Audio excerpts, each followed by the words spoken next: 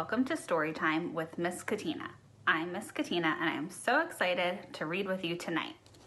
This evening's story is called My Three Best Friends and Me, Zulay. The person that wrote this book is Carrie Best, and the pictures are by Vanessa Brantley Newton. In this story, you'll meet a group of 4 best friends that are in the 1st grade. At the beginning of the story, you will hear the phrase, 4 best friends who help each other, 4 best friends who help themselves. Through the rest of the story, you will learn exactly what the author meant. Pay attention to some of the challenges that Zulay faces every day, but pay special attention to how she doesn't let those challenges stop her from conquering her goals. My 3 best friends and me, Zulay. In Class 1-3, there are 22 chairs and 22 desks, 22 pencils and 22 books, 22 hooks, and 22 smocks. There are 22 people and 22 names, and one of them is mine, Zulay.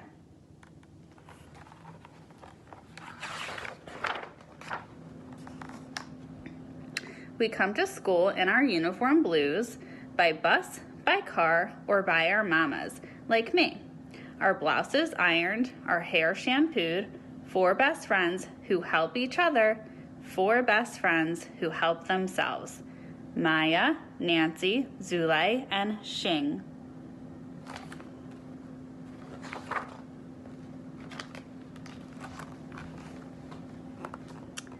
We link our arms and skip our legs and sing like the stereo till Miss Perkins, the hall lady, tells us to stop.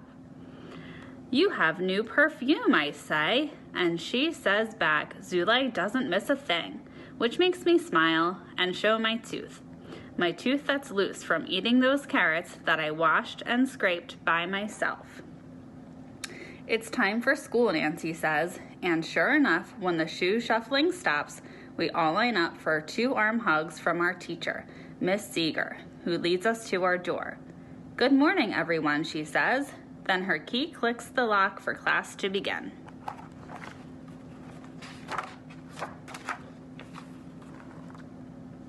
We hang up our bags and take down our chairs and don't care if they land softly or thunder like a stampede. I feel with my knees for where the chair fits and sit in my seat like Miss Long at the library, like I can't wait for someone to ask me a question. Inside my desk, there are crumpled papers, pencils and kisses, and a folded up cane that I push to the back for later. Then, my mama bought me new shoes, I shout. They're pink, she said, and good for running. But I forget there's no talking in Miss Seeger's class. If you have something to share, Zulay, please raise your hand. So I just think about my new shoes and try hard not to talk.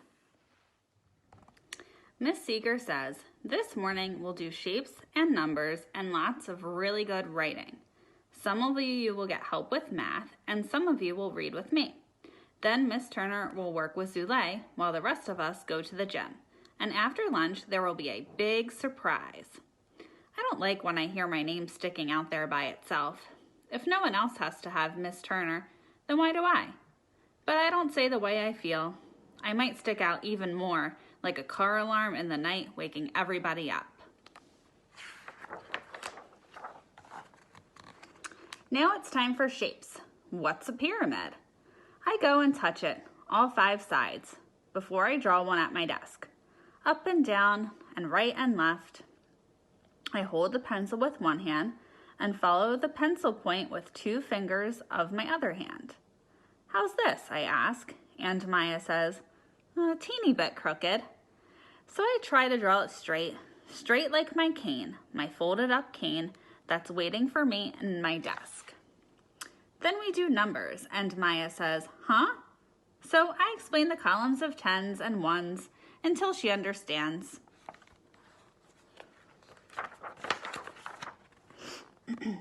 Writing is next. That's when I type on my brailler.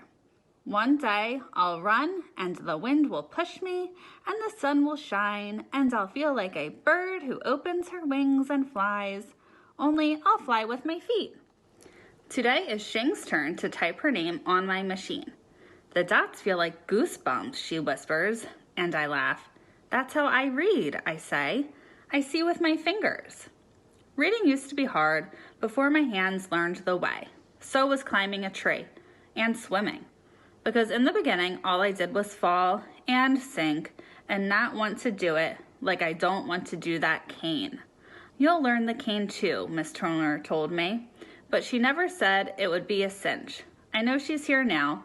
My nose knows her juicy fruit and the smell of fresh outside.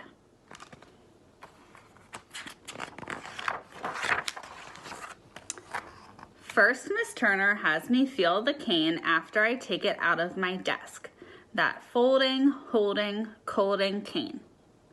I open it and fold it and hold it in my lap. I imagine how I look with this thing that no one else has. And I want to shout no, like I did last time. But instead, I try to be patient and get it over and done with. Out in the hallway, Miss Turner says, the cane will let you walk down streets where there are curbs and corners. One day you'll be an expert at finding your way outside, the way you are an expert around your classroom.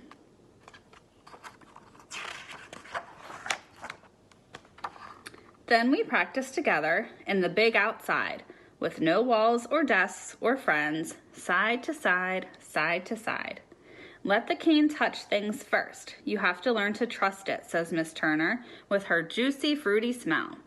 My cane finds a tree and my cane finds a car. It snaps back and it gets stuck until I say, I'm so tired, which makes Miss Turner say, okay, we can go back inside now.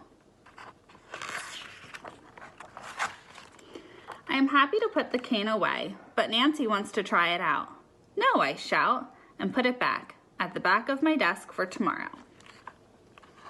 After lunch, we sing, shaking our heads and tails, Maya, Nancy, Zulay, and Shing. Our arms attached like sausage links as the boys whistle, woo, woo, woo. Soon, we're back at our desk waiting for Miss Seeger's surprise. Are you ready? Whispers Shing. Ready, I say, and Nancy says, shh, way too loud for my ears. In 3 weeks, Miss Seeger tells us, we will be having field day. There will be contests and races and games outside. Some people whisper and some people shout. Some even clap, like Maya and me. Go home and think about which event you would like to be in, Miss Seeger says, and everybody does. The next morning, we sound like noisy bees, buzzing and buzzing and buzzing. Maya would like to play Capture the Flag. Nancy wants to try Tug of War. Shing thinks she can walk holding an egg on a spoon. Everyone wants to do something different. And what about you, Zulay? Miss Seeger asks. I would like to run the race in my new pink shoes, I say to a class as silent as stones. Except for Miss Turner. She's here again. You go, girl, she says. Let's work with your cane on the track.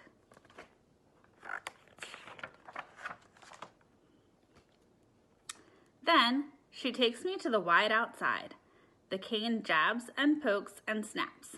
Let the cane be your longest finger, she says, when you need to know what's coming. I wonder if I can get it right. I hear other kids. They're practicing too, huffing and puffing and laughing. This stuff's so hard, someone complains. And I know just how he feels. Only I'm not laughing because I'm not so sure I can do it.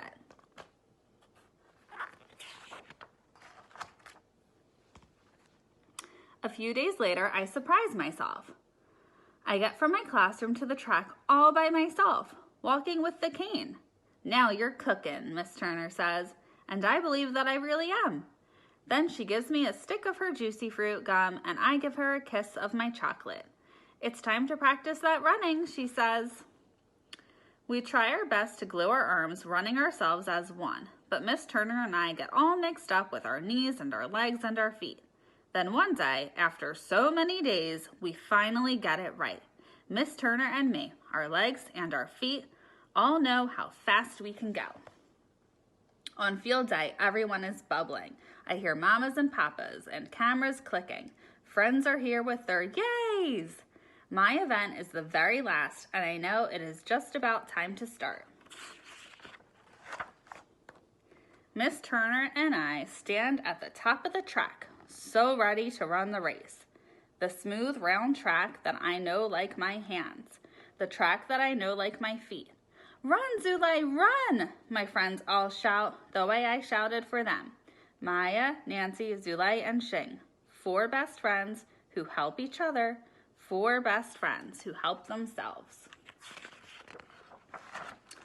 So, with the wind pushing me and the sun shining me, I feel like that bird that went flying. The end. I love this story because Zulay is so brave, determined, and independent. She's super helpful to her friends, and they also help her out sometimes too. There was also some things in the story that would help Zulay become independent and on her own. You might not have ever heard of these words or these things before, so let's take a minute to check them out. Throughout the story, Zulay used a cane. A cane is a stick with a curved handle used for support when walking. You might have also seen that every student had Braille on their desk. Braille is a form of written language for blind people in which characters are represented with patterns of raised dots that are felt with our fingertips. Zulay wrote her story with a brailler. A brailler is a mechanical device for writing Braille. If you are interested in learning more about Braille, check out this awesome website. At braillebug.org, you can take a look at the Braille alphabet and even see your name in Braille. Here's my name, Miss Katina, written in Braille. You can also play games, learn the history of Braille, and check out some other resources. I hope that you enjoyed this week's story and that you learned something new. I'll see you next Monday at 7:30. Bye, everyone.